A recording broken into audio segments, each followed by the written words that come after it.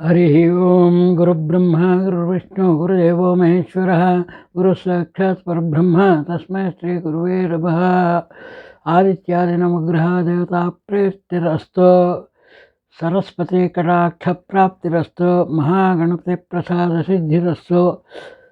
ಇವತ್ತು ಭವಿಷ್ಯದ 8ನೇ ಪಾಠ ಕುಜನ ಬಗ್ಗೆ ಹೇಳಬೇಕು ಅಂತ ಇವತ್ತು ನಿನ್ನೆನೇ ತಿಳಿಸಿದ್ದೆ.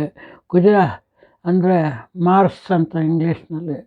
ಕುಜನು ರಕ್ತಕ್ಕೆ ಸಂಬಂಧಪಟ್ಟ ಇವನು. ಅವನು ಕ್ರೂರತ್ವ, ಯಾಕೆಂದರೆ ಪಾಪಗ್ರಹ ಅಂತ ಹೇಳ್ತೀವಿ. ಮಂಗಳಮೂರ್ತಿ, ಒಂಥರ ಸಿಡುಕು ಸ್ವಭಾವನೂ ಇರುತ್ತೆ ಅವರಲ್ಲಿ. ಯಾರೋ ಕುಜನಲ್ಲೇ ಸಿಡುಕಿಸುವ ದೂರಗ್ರಾಹಿ, ಯೋಚನೆ ಮಾಡೋಂಥ ಶಕ್ತಿ ಇದೆ. ಕೆಲಸವನ್ನು ದೀರ್ಘ ಪ್ರಯತ್ನದಿಂದ ಸಕ್ಸಸ್ ಮಾಡ್ತಾನೆ. ಯಾವುದೇ ಪ್ರಸಂಗಗಳು ಬರಲಿ ಎದುರಿಸಿ ನಿಲ್ಲುವಂಥ ಶಕ್ತಿ, ಧೈರ್ಯ ಬರುತ್ತೆ ಆತನಿಗೆ. ಆ ಧೈರ್ಯ ಯಾಕೆ ಬರುತ್ತೆ ಅಂದರೆ ಕುಜನಿಗೆ ಅಷ್ಟೊಂದು ಪವರ್ ಇರುತ್ತೆ. ಅದಕ್ಕೋಸ್ಕರನೇ ಪೊಲೀಸ್ ಡಿಪಾರ್ಟ್ಮೆಂಟ್ನಲ್ಲಿ, ಸೈನಿಕರಲ್ಲಿ, ಸೈನ್ಯದಲ್ಲಿ, IAS ಆಫೀಸರ್ಸು, ಮ್ಯಾಜಿಸ್ಟ್ರೇಟ್ಸು, ಕೋರ್ಟ್ಗಳು, ನ್ಯಾಯಾಧೀಶರು, ಇವರಿಗೆಲ್ಲ ಇಂಥದ್ರಿಗೆಲ್ಲ ಇವರ ಪ್ರಚೋದನೆ ಇರುತ್ತೆ, ಇವರ ಧೈರ್ಯ ಇರುತ್ತೆ. ಇದರಿಂದನೇ ಅವರೆಲ್ಲ ಧೈರ್ಯದಿಂದ ಅಭ್ಯಾಸ ಮಾಡಿ ಇದು ಮಾಡ್ತಿರೋದು. ಶ್ರದ್ಧೆ ಕಡಿಮೆ ಇರುತ್ತೆ, ಧರ್ಮದ ವಿಷಯದಲ್ಲೇ ಶ್ರದ್ಧೆ ಕಡಿಮೆ ಇರುತ್ತೆ.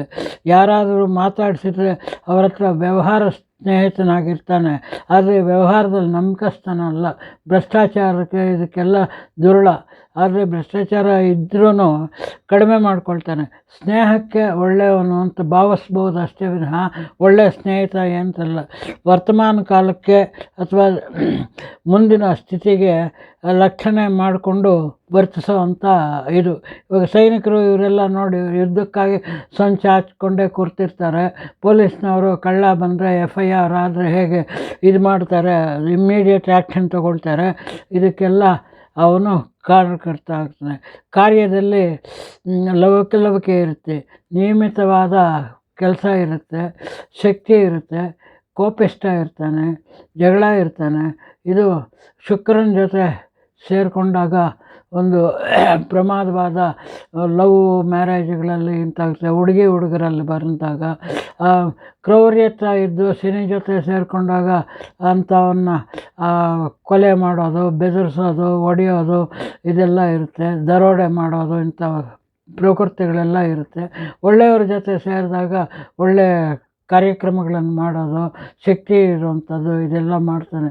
ಇಂಥ ಎಲ್ಲ ಕಾರ್ಯಕ್ರಮಗಳೆಲ್ಲ ಮಾಡಿಕೊಂಡು ಕುಜನ ಬಗ್ಗೆ ಇದು ಹೇಳಿದ್ದೇನೆ. ಕುಜನ ಬಗ್ಗೆ ಹೇಳಿ ಮುಂದಿಂದು ಬುಧನ ಬಗ್ಗೆ ಹೇಳಬೇಕು. ಬುಧ ಅದೇ ತೀಕ್ಷ್ಣ ವ್ಯಕ್ತಿ ಆದ್ದರಿಂದ ಬುಧನ ಬಗ್ಗೆ ನಾಳೆ ಹೇಳೋಣ. ಇವತ್ತು ಇದನ್ನೆಲ್ಲ ಅಭ್ಯಾಸ ಮಾಡಿದರೆ ಆಮೇಲೆ ನಾವು ಕಾರ್ಯಕ್ರಮದಲ್ಲಿ ಹೇಳುವಾಗ ಬುಧ ಯಾವ ಮನೆಯಲ್ಲಿರ್ತಾರೆ, ಯಾವ ಕಡೆ ಇರ್ತಾನೆ, ಕುಜ ಯಾವ ಮನೆಯಲ್ಲಿದ್ದರೆ ಏನು ಪ್ರಯೋಜನ, ಅದು ಇದರಲ್ಲಿ ಧನದಲ್ಲಿದ್ದರೆ ಎಷ್ಟು, ದ್ವಿತೀಯದಲ್ಲಿದ್ದರೆ ಏನು, ತೃತೀಯದಲ್ಲಿದ್ದರೆ ಎಷ್ಟು, ಈ ಥರ ಬೇರೆ ಬೇರೆ ಮನೆಗಳಲ್ಲಿ ಆ ಮನೆ ಯಾವುದು ಅನ್ನೋದ್ರ ಮೇಲೆ ಇವನ್ ಡಿಸೈಡು ಆಗುತ್ತೆ. ಅದೆಲ್ಲ ಸ್ವಲ್ಪ ಹೇಳೋಣ, ನಿಧಾನವಾಗಿ ಹೇಳ್ತೀನಿ. ಇವತ್ತಿಗೆ ಈ ಕಾರ್ಯಕ್ರಮನ ಮುಗಿಸ್ಬಿಟ್ಟು ಎಲ್ಲರೂ ಸುಖಿನೋ ಭವಂತು, ಸರ್ವೇ ಜನ ಸುಖಿನೋ ಭವಂತು.